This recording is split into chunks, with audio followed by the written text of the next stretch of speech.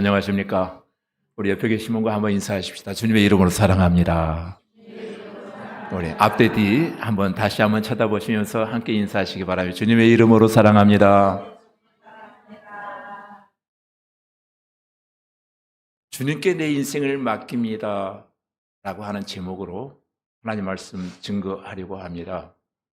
2026년도에 드려지는 우리의 모든 예배가 하나님이 정말로 기뻐 받으시는 산제사가 되어지기를 원합니다. 그러기 위해서 우리는 예배를 드릴 때마다 네 가지를 항상 생각해 보아야 할 것입니다. 첫째는 하나님이 누구신가를 발견하는 예배. 예배 때마다 내가 믿는 하나님은 누구신가? 그 하나님 주권을 인정해 드리는 시간. 하나님은 나의 주권자가 되시고 하나님은 오늘도 나를 통치하시길 원한다. 예배 때마다 주님을 내 삶 중심에 오늘도 모셔드립니다 라고 하는 고백이 있어야 될 것입니다. 두 번째, 예배를 통해서 우리가 늘 기억해야 될 것은 예배를 드릴 때마다 나는 누구인가를 발견하는 자리가 되어야 됩니다. 나는 내가 아무리 생각해봐도 의로운 사람이 아니에요. 은혜로 부르심을 받은 존재들입니다. 하나님, 제 능력이 아니라 주님의 은혜를 붙들며 살게 하옵소서. 이 고백이 우리에게 있어야 되고요. 세 번째는 예배를 드릴 때마다 나의 사명을 다시 한번 재발견하는 자리가 되어야 될 것입니다. 나는 어떻게 살아야 될 것인가? 하나님이 허락하신 사명 붙들고 살게 하옵소서. 그 감당케 하옵소서. 이것을 재다짐하는 시간이 되어야 되고요.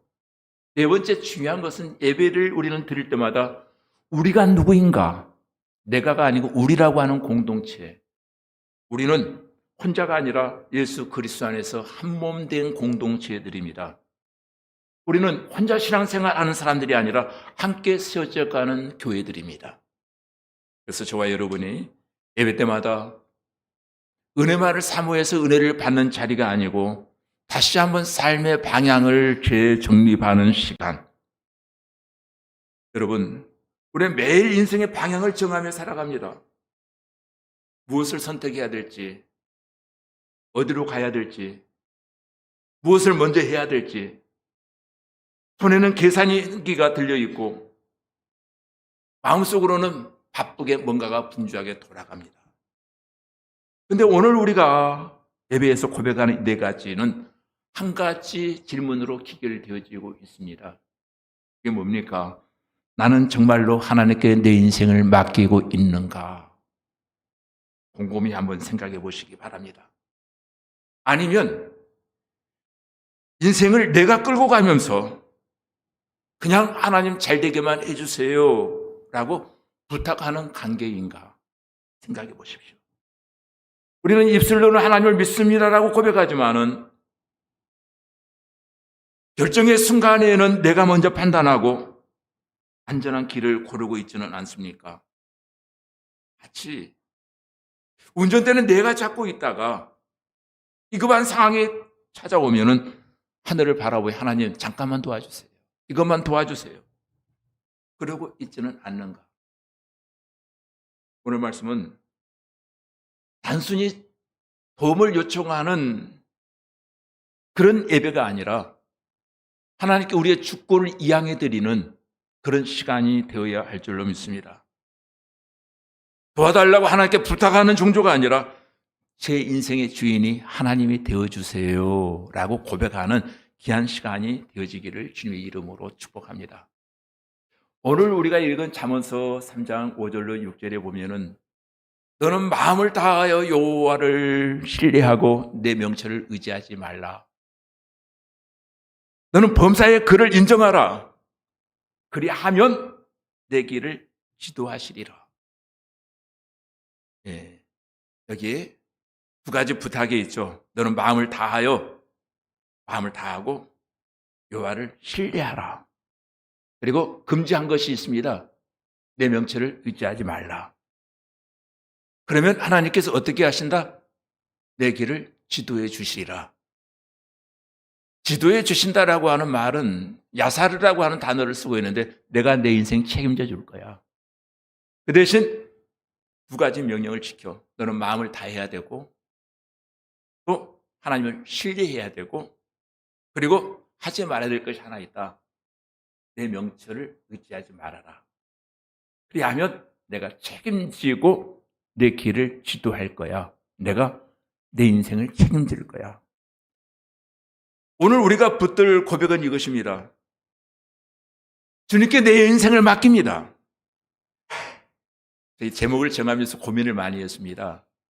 내 인생을 주님께 맡깁니다라고 하면은 주어가 내 인생이 되어버리고, 주님께 내 인생을 맡깁니다 하면 주님이 주어가 되는 거예요. 그래서 두 가지 단어를 가지고 고백하다가 내 인생을 주님께 맡깁니다라고 했는데 안 되겠다. 이건 주어가 바뀌었다. 주님께 내 인생을 맡기자. 2026년도에는 여러분의 주어가 바뀌길 바랍니다. 주어가 바뀌었다라고 하는 것은, 주어는 쉽게 말하면 나의 주인은 하나님이십니다. 그것은 마치 주권이라고 하는 노두시, 주권이라고 하는 말과 똑같아요. 나의 주권을 하나님께 드립니다. 주님의 뜻은 내가 운전대를 쥐는 것이 아니라 주님의 손에 운전대를 맡겨드리기를 원하신다는 거예요. 그러면 성경이 말하는 이 맡긴다라고 하는 말은 도대체 무엇일까요? 단순한 감정 표현이 아닙니다. 아니면 삶의 구조를 바꾸라는 것일까요? 그것도 아닙니다. 오늘 말씀은 그 첫걸음이 이렇게 분명히 시작되어지고 있습니다. 내 마음을 다하여 여호와를 신뢰하라라고 하는 말은 히브리어에 바타흐라고 하는 단어를 쓰고 있습니다. 의지해라, 믿어라. 곧 에무나라고 하는 단어가 여기에 포함될 겁니다. 하나님 신뢰하고 버텨보아라. 하나님을 의지했느냐, 믿었느냐, 견뎌보아라. 하나님께 맡겼느냐, 신뢰하느냐, 그렇다면 네 자리를 지키고 끝까지 가는 데까지 가는 거야, 이 말이에요. 전적인 신뢰를 말하고 있습니다. 신뢰의 대상이 바뀌어야 길이 바뀐다는 거예요. 마음을 다하여라고 하는 말은 감정적으로 뜨겁게 믿으라는 그런 뜻이 아니에요. 여러분, 감정이 뜨거워지면 안 됩니다. 그렇다고 해서 머리가 뜨거워져도 안 됩니다. 차가워져도 안 됩니다. 이 표현은 히브리적 사고에서 의하면 전 인격적으로 하나님께 맡기라는 거예요. 전 인격, 너의 생각과 의지와 판단과 감정과 선택 전체를 포함하고 있는 것이 전적인 것을 말하고 있습니다. 전 인격. 하나님께 일부만 맡기는 것이 아니라 전체적으로 너 인생을 다 맡겨라, 신뢰하라, 바타흐 다 맡겨라. 우리는 나는 하나님을 믿습니다라고 말하지만은 실제로 삶을 들여다보면은 믿음이 머무는 자리는 제한적일 때가 너무도 많습니다. 그런데 예배와 기도는 하지만은 중요한 결정의 기로에 설 때마다 내가 판단하려고 합니다. 현실적인 생각을 해봐야지. 문제를 현실적으로 보아야지. 아마도 하나님은 이 정도는 이해해 주실 거야. 우리는 무의식 중에 신앙의 영역과 인생의 영역을 이분법으로 나누기 시작합니다. 둘로 나눕니다. 마치 이런 거죠. 신앙은 하나님께, 삶의 운전대는 나에게. 그러나 성경은 단호하게 말합니다. 너는 마음을 다하여 전체적으로 여호와께 맡겨라, 신뢰하라. 다 맡겨라. 일부분만 맡기지 말고 다 맡겨라. 다시 말해서 운전대를 하나님께 드리라는 거예요. 그런데 문제는 우리의 얄팍한 속셈은 뭡니까? 하나님을 신뢰한다고 말하면서도 실제로 하나님을 저 혼자 정도로 모실 때가 너무도 많습니다. 이미 결정은 다 해놓고 하나님 이렇게 저렇게 되게 해주세요 라고 우리는 하나님을 조종하려고 할 때가 많습니다. 성경이 말하는 하나님은 좋은 자가 아니라 내 인생의 주권자가 되어지기를 원한다는 거예요. 정말로 내 인생의 주권자가 하나님이 되시기를 원하느냐? 그렇다면 하나님을 신뢰하라. 그래서 전적인 신뢰라고 하는 것은 주님, 제 인생을 축복해 주세요. 가 아니라 주님, 제 인생의 주인이 되어주세요. 이런 고백이거든요. 전적인 신뢰란 문제가 없을 때가 아니라 결정해야 할 때 하나님께 먼저 묻는 태도. 이것은 하나님, 내가 기도해 볼게요 라고 하는 것이 아니라 기도하고 하나님 결정하는 자세를 말하고 있습니다. 보이지 아니할 때, 이해가 되지 아니할 때, 손해처럼 느껴질 때에도 하나님을 붙드는 것이 전적인 신뢰예요. 여러분의 계상은 손해되는 것 같고 내 눈에는 보이지 아니하고 마음으로는 도저히 머리로는 이해가 되지 아니할지라도 신뢰한다라고 하는 것은 하나님께 맡기는 것, 굴려버리는 것을 의미하고 있는 것입니다. 새해를 시작하시면서 아마도 저와 여러분은 많은 계획들을 세웠을 것입니다. 오늘 말씀은 우리에게 묻습니다. 그 계획의 주인이 누구냐? 그 계획을 하나님께 맡긴 것이냐? 아니면 하나님께 보고하는 계획인가? 신뢰의 대상이 바뀌지 아니하면 길은 바뀌지 않아요. 내 지혜를 붙들면 결국 내 한계 안에서 움직이기 시작합니다. 그러나 하나님은 전적으로 신뢰하는 인생, 내 능력을 넘어서 하나님의 인도 속으로 들어가기를 원한다는 거예요. 신뢰한다고 하는 것은 마음만 감정적으로 신뢰하는 것이 아니고 전 인격적으로 주님께 내 주권을 내어드리는 것. 오늘 우리는 이렇게 고백해야 됩니다. 주님, 제 인생을 제가 끌고 가지 않겠습니다. 오늘 이 시간부터 내 삶의 주인은 하나님이 되어주시기를 원합니다. 이 고백이 시작될 때 하나님은 우리의 인생의 길을 새롭게 이끌어 주실 거예요. 이제부터 자기 지혜를 포기해야 됩니다. 나의 합리성이 하나님의 길을, 뜻을 가로막을 수 있다는 것입니다. 성경은 전적인 신뢰를 말씀하신 이후에 이렇게 덧붙이고 있습니다. 너를 신뢰하지 말라 한 이후에 내 명철을 의지하지 말라. 명철이라고 하는 단어는 히브리어 비나라고 하는 단어를 쓰고 있는데 너의 이해력과 총명을 앞세우지 말라는 거예요. 이것은 명철을 의지하지 말라는 너의 계산이나 너의 방법이나 너의 현실 감각을 앞세우지 말라. 하나님 우리의 생각을 전적으로 무시하라는 그런 말은 아니에요. 문제는 사용이 아니라 의지의 대상이 뭐냐?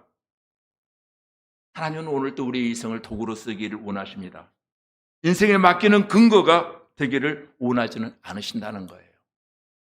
여러분, 오늘 본문에 보니까 네 명철을 말하고 있을 때에 주고자 하는 메시지가 두 가지가 거기에 담겨져 있습니다. 그것은 첫째는 우리의 지혜는 제한적이다는 거예요. 우리의 명철이라고 하는 것은 제한적입니다. 우리는 눈에 앞에만 보이지만, 눈으로만 보지만은 하나님은 시작과 끝을 아신다는 거예요. 우리는 보이는 것만 보고 판단한다는 거예요. 그러나 하나님 시작과 끝을 다 아신다. 우리의 지혜라고 하는 것은 자기 중심적입니다. 내가 편한가? 내가 손해보지 않는가? 안전한가? 이것이 기준이 되어진다는 겁니다. 그러나 하나님의 길은 종종 우리의 계산과 충돌할 때가 많습니다. 오늘도 하나님 예배하는 우리에게 양보해라, 용서해라, 순종해라 라고 하는 말씀이 우리에게 들려옵니다. 그러나 우리 이 말씀 앞에서 우리는 손익 계산서를 따질 때가 너무도 많다는 거예요. 이만큼 자기 지혜를 포기한다고 하는 것은 생각을 포기하라는 말이 아니라, 버리라는 말이 아니라 판단의 최종 권한을 하나님께 드리라는 거예요. 판단의 최종 권한을 하나님께 드리는 한 해가 되어지기를 원합니다. 자기 지혜라고 하는 것은 하나님, 제가 다 정해놓았으니 그저 하나님 잘 되게만 해주세요 라고 말하지만은 믿음은 하나님 아직 모르겠습니다. 주님 뜻을 보여주십시오. 내가 결정하는 것이 아니고 결정 자체를 하나님께 이양해 드리는 것. 하나님의 지혜는 언제나 나의 지혜보다 앞서고 옳다라고 하는 것을 인정해 드릴 수 있는 저와 여러분이 되어야 할 줄로 믿습니다. 자기 지혜를 포기하지 아니하면 전적인 신뢰는 말에 그친다는 거예요. 그러나 내 판단을 내려놓고 하나님의 뜻을 붙들 때 우리의 신앙은 선언이 아니라 방향이 되어지기 시작합니다. 그래서 우리의 기도는 이것이어야 됩니다. 주님, 제 생각보다 주님의 뜻이 더 옳음을 믿습니다. 매일매일 순간순간 제 생각을 내려놓게 하시고 주님 지혜를 따르게 하옵소서. 이것이 범사에 주님을 인정하는 삶이 되어진다는 겁니다. 범사에 그를 인정하라 라고 하는 말은, 범사라고 하는 말의 의미는 페르크라고 하는 단어를 쓰고 있는데 너의 인생의 길과 여행을 하나님께 맡기라는 그런 뜻이에요. 인정한다라고 했을 때는 하나님께 맡기는 거예요. 예배 시간만 맡기는 것이 아니고 내 삶의 전 영역을 하나님께 범사, 모든 것을 맡겨드리는 행위를 범사라고 말하고 있습니다. 그러니까 이 범사라고 하는 말은 우리가 생각하는 종교적 영역만 아니고 일상의 영역까지도 하나님께 맡겨드려라. 그것이 하나님을 인정하는 길이다. 가정에서 말하기 전에 이 말이 하나님께서 기쁘게 여기실 말일까? 직장에서 이런 생각, 이런 행동을 과연 하나님이 기뻐하실까? 재정과 소비에서 이건 내가 원하는 일일까? 하나님이 정말로 원하시는 일일까? 중요한 결정 앞에서 사람들이 뭘 할까 보다도 주님께서 어떻게 보실까를 먼저 생각해 보라는 것. 이것이 범사라는 단어가 품고 있는 뜻입니다. 그러니까 이 범사에 하나님이 인정한다라고 하는 것은 거창한 단어가 아니라 작은 선택 속에서도 하나님의 자리를 마련하고 있는가.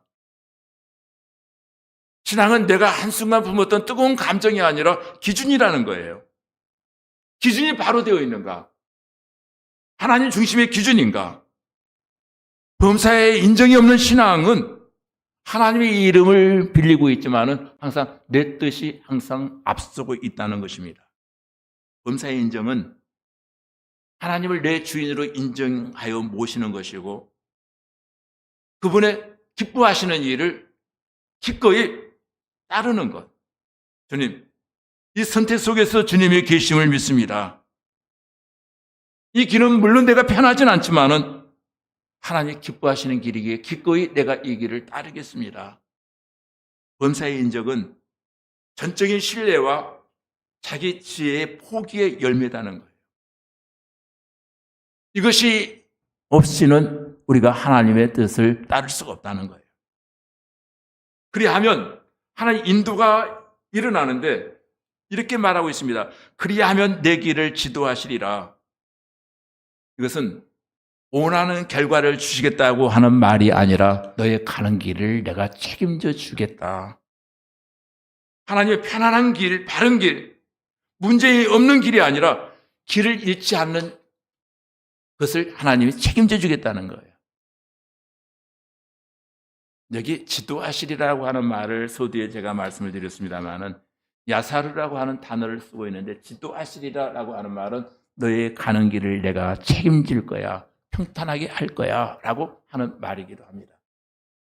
여러분, 우리는 문제가 발생할 때 하나님 가야 될 지도를 달라고 우리는 기도합니다. 지도가 있어야 인생을 바르게 살지 않겠습니까? 그럼 하나님은 지금 순종하는데 필요한 빛만을 주시고 한 걸음 한 걸음 위에 다음 빛을 우리에게 비춰주시길 원하신다는 거예요. 하나님은 안내하시는 분이 아니라 그 길 위에서 고상 위에서 저와 여러분을 빗어가시길 원하신다는 거예요. 한 걸음 한 걸음을 통해서 저와 여러분의 길을 가르치시고 시험하시고 교정하시고 정결케 하시면서 깊고 강하게 만들어 가시길 원하시는 것이 하나님의 뜻이랍니다. 그래서 인도는 목적지까지 데려다 주는 것이 아니라 그 길 위에서 우리가 동행하시며 하나님이 원하시는 인격체로 빗어가신다, 만들어 가신다는 거예요. 우리가 성경을 읽다 보면은 발견하는 두 개의 단어가 있습니다. 계속 강조하는 단어 가운데 하나님 우리를 사랑하신다는 단어예요. 그리고 또 하나의 단어는 하나님이 우리와 함께 하시겠다. 세상 끝날까지 함께 하시겠다. 마태복음 28장 20절에 보면은 주님께서 승천하시면서 제자들이 그렇게 말씀해요. 내가 세상 끝날까지 너희와 함께 할 거야 라고 말합니다. 이 두 가지를 발견하는데 두 약속의 결론적 의미는 사랑한다고 하는 말의 의미는 내가 너를 주었다. 너에게 나를 주었다는 뜻이고 그런 언약이고, 함께 하겠다라고 하는 말은 너의 삶을 내가 그것까지 책임져 주겠다라고 하는 의미가 여기에 담겨져 있는 겁니다. 이 두 단어, 내가 너를 사랑한다, 내가 너와 함께 한다라고 하는 말씀의 의미가 십자가와 임마누엘이라고 하는 단어에 함축되어서 하나가 되어집니다. 이 두 단어의 수위를 어느 것이 더 귀한 것인가를 학자들이 계산을 해보았답니다. 사랑한다라고 하는 단어가 더 좋은 단어인가, 함께한다고 하는 단어가 더 좋은 단어인가를 계산해 보았더니 함께한다라고 하는 단어가 더 훨씬 더 수위가 높더라는 겁니다. 세상 끝날까지 함께하신다. 이것이 최고의 사랑 표현이라는 겁니다. 사랑이라고 하는 단어는 나와 있지 않지만 함께한다라고 하는 단어가 최고의 사랑 표현이라는 거예요. 하나님 우리와 함께하신다는 겁니다. 동행한다, 지도하시리라. 이 말은 내가 너희와 함께할 거야. 내가 야사로 너희의 인생을 내가 책임져 줄 거야 라고 하는 의미가 거기에 담겨져 있는 것입니다. 이 말씀의 실체가 어떻게 일어납니까? 아브라함을 광야에서 함께 하십니다. 요셉이 감옥에 갔을 때 하나님은 함께 하십니다. 다윗이 도망자가 되어서 아둘람굴에 숨었을 때에도 하나님이 함께 하십니다. 그러나 공통점이 하나 있습니다. 광야가 주어졌고 감옥이 주어졌고 또 아둘람 굴이 주어졌지만 그들은 길을 잃지 않았다는 겁니다. 무슨 말인가? 결과가 아니라 하나님 손에 붙들려 있었고 하나님이 동행하셨고 함께 하시고 있었다는 거예요. 현실은 광야인데 거기에 하나님이 함께 하셨다. 현실은 감옥인데 거기에 요셉과 하나님이 함께하고 계셨다. 현실은 아둘람 굴인데 거기에 하나님이 함께 하셨다는 거예요. 그러니까 하나님의 인도, 하나님의 동행, 함께 하심이라고 하는 단어는 문제를 삭제해 주겠다라고 하는 그런 의미가 아니에요. 그 깊은 문제 속에서도 내가 너와 함께 할 거야. 길을 잃지 않도록, 방향각을 상실하지 않도록 내가 너희를 책임질 거야. 여러분, 하나님의 인도는 내가 가고 싶은 길을 허락하는 것이 아니라 가야 될 길로 이끄시며 함께 하시는 길입니다. 모든 문을 한 번에 여는 것이 아니라 순종의 한 걸음 한 걸음 위에 닿은 길을 열어주시는 하나님의 방식. 우리는 다 이해가 되어서 하나님이 허락하신 길을 따라가는 것이 아니라 이해가 되지 않아도 나를 사랑하시는 하나님께서 좋은 길로 인도하시고 나와 동행하신다라고 하는 사실을 믿고 따르는 겁니다. 그 믿음이 약해서 영안이 어두워서 믿어지지 아니하고 보여지지 아니하고 깨달아지지 아니하지만 하나님, 내 머리로는 이해, 공감, 납득이 되지 않아도 인도하심에 순종하겠습니다. 함께 하심을 내가 믿습니다. 그래서 우리는 이렇게 고백합니다. 하나님, 미래의 모든 답을 먼저 주지 아니하시고 오늘의 순종할 빛을 주시며 그 과정 속에서 우리를 빚으시며 동행하십니다. 영안이 어두워 우리는 어디로 가야 될지도 모릅니다. 지금 내 옆에 동행하고 계심에도 불구하고 엠마오로 가던 제자들이 영안이 어두워 동행하시는 주님을 몰랐던 것처럼 우리는 모를 때가 너무도 많습니다. 사랑하는 성도 여러분, 하나님 묻고 계십니다. 지금 누구의 손에 내 인생을 맡기겠느냐? 앞이 다 보이지 않아도 선택이 많이 있고 답이 부족해도 하나님은 이렇게 말씀하십니다. 너는 나를 신뢰하겠느냐? 내 길을 정말로 내게 맡기겠느냐? 중요한 것은 하나님은 저와 여러분의 인생의 지도를 주시지 않았다는 겁니다. 마치 광야의 서유는 자기의 백성들에게 지도를 주지 아니하셨던 것처럼 길은 보이지 아니함에도 불구하고 하나님을 바라보는 것이 그들의 기도였고 지도였고 말씀이 그들의 바로 길이었던 것입니다. 오늘 말씀은 분명히 말하면 내 길을 지도하시리라. 야사르, 내가 책임질 거야. 두 가지가 선행되면은 내가 책임질 거야. 인생을 살아보니까 인생은 언제나 순탄하지는 않습니다. 그러나 한 가지는 분명합니다. 하나님이 인도하시는 인생은 길을 잃지 않게 된다는 것입니다. 가는 도중에 흔들릴 수 있습니다. 하나님의 손을 붙들 때 같이 가고 있음에도 불구하고 마음은 요동할 수 있습니다. 왜냐하면 우리의 마음은 어디로 가야 될지, 누구와 함께 가는지를 모를 때 우리는 방황한다는 거예요. 그러나 하나님이 오늘 나와 함께 하시고 동행하신다. 나는 갈 바를 알지 못하지만 오늘도 믿음 따라 하나님이 인도하시는 그 길을 따라갈 때 하나님이 저와 여러분의 인생길을 책임져 주실 줄로 믿습니다. 보이지 않아도, 이해되지 않아도 주님께서 인도하시는 길이라면은 기쁨으로 감사하며 따르겠습니다. 주님, 내 인생을 주님께 맡깁니다. 하나님, 동행하는 삶을 믿습니다. 오늘 또 이 고백이 저와 여러분 모두의 고백이 되어지기를 주님의 이름으로 축복합니다. 기도하시겠습니다.